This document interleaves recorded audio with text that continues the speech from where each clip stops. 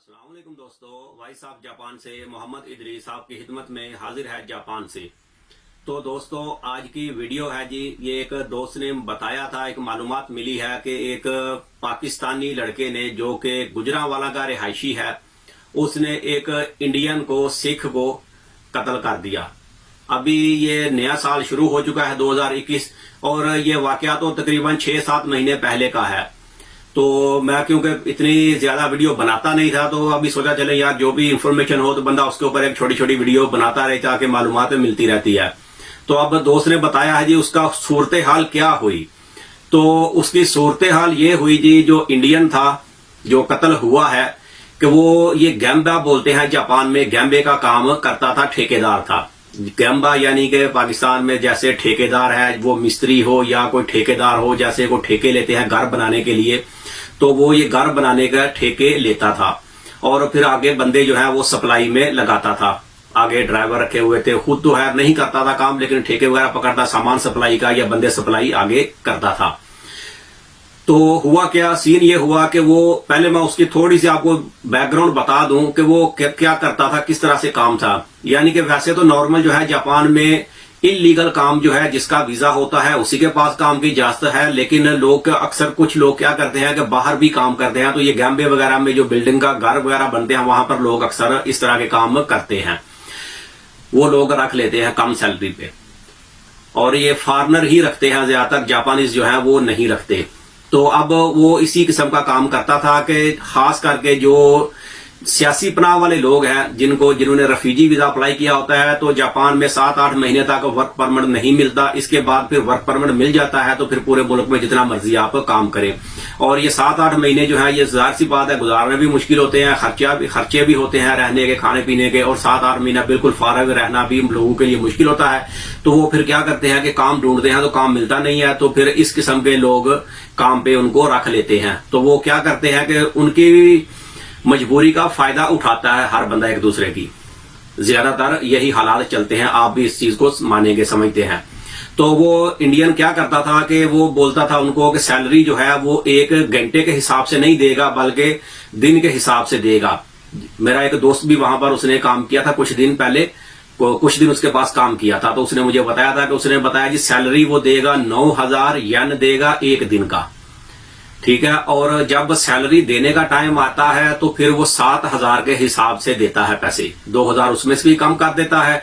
और 8 घंटे ड्यूटी होती है और सुबह वो 6 बजे बंदों को लेके जाता है और रात को 7 बजे 8 बजे वापसी आते हैं, क्योंकि ये बिल्डिंग का जो काम होता है, घर बनाने का, कभी किसी जगह पे काम है, कभी किसी जगह पे, कभी ज्यादा काम होता है, कभी थोड़ा काम होता है, तो फिर बंदे को घुमाता रहता है, कभी उधर कभी उधर। यानी कि फिक्स टाइम नहीं है कि काम अगर 8 बजे शुरू है तो 5 बजे खत्म है, काम तो इस तरह से ही है टाइमिंग।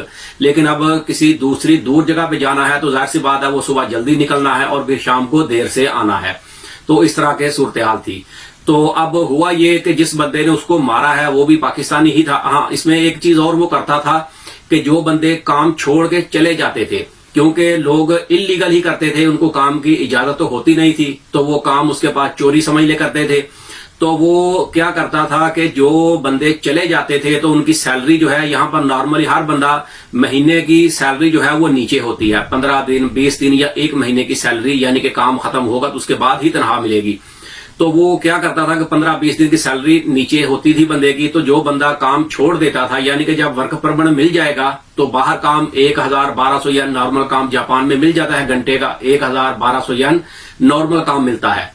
तो लोग छोड़ के फिर वहां पे चले जाते थे वर्क परमिट किसी फैक्ट्री में काम करने के लिए। तो वो फिर जो पैसे 15 दिन के या 20 दिन के, आप खुद सोचिए 7000 1 दिन के हिसाब से, अगर किसी के 15 दिन या 20 दिन के पैसे थे वो देता नहीं था किसी को। जो लोग चले जाते थे काम छोड़ के वो देता नहीं था।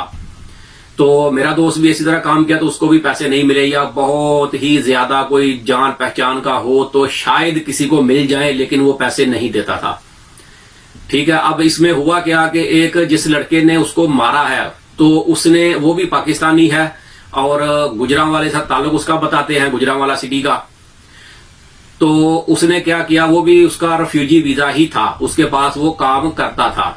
तो उसने कुछ पैसे पेमेंट वगैरह ली, उसने पैसे देख लिए कि पाकिस्तानी ने पैसे देख लिए कि ये इंडियन, ये सिख के पास इतने पैसे हैं, काफी ज्यादा रकम है। तो उसने देख ले पैसे उसने रखे किधर हैं, कहां पर रखे हैं। तो बस उसने जैसे ही कोई मौका मिला तो उसने उसको कत्ल किया और कत्ल कर दिया और पैसे वहां से ले लिए। अब जाहिर सी बात है कि उसका वीजा भी एक रेफ्यूजी वीजा है, वो ना तो मुल्क से आउट हो सकता है, और फिर जब पुलिस अपनी चेकिंग करेगी, इंक्वायरी करेगी, तो उसमें तो लाजिम है फंसना ही फंसना है। वो तो पूरा चेकिंग करेंगे, जो वर्कर उसके पास काम कर रहे हैं किनसे मिलना जुलना है, यानी कि पूरा एक तरीकाकार जो होता है तफ्तीश का। ये तो हमारे लोगों की कंट्रीज तो नहीं है कि जो टेबल के नीचे से पैसे लेके छोड़ देंगे। तो जापान है, यहाँ पर तो इस किस्म की रिश्वत वगैरह नहीं चलेगी। तो उन्होंने जब पुलिस ने इन्वेस्टिगेशन की है तो उसमें पता चल गया किस बंदे ने ये काम किया। पूछगिछ भी की तो वो बंदा भी पकड़ा गया, जो पैसे वगैरह थे वो भी उससे बरामद हो गए, या जो भी जिस तरीके से उसने कत्ल किया था उसने वो इकरार जुर्म भी कर लिया, पकड़ा गया, मान गया कि जी मैंने उसको कत्ल किया है।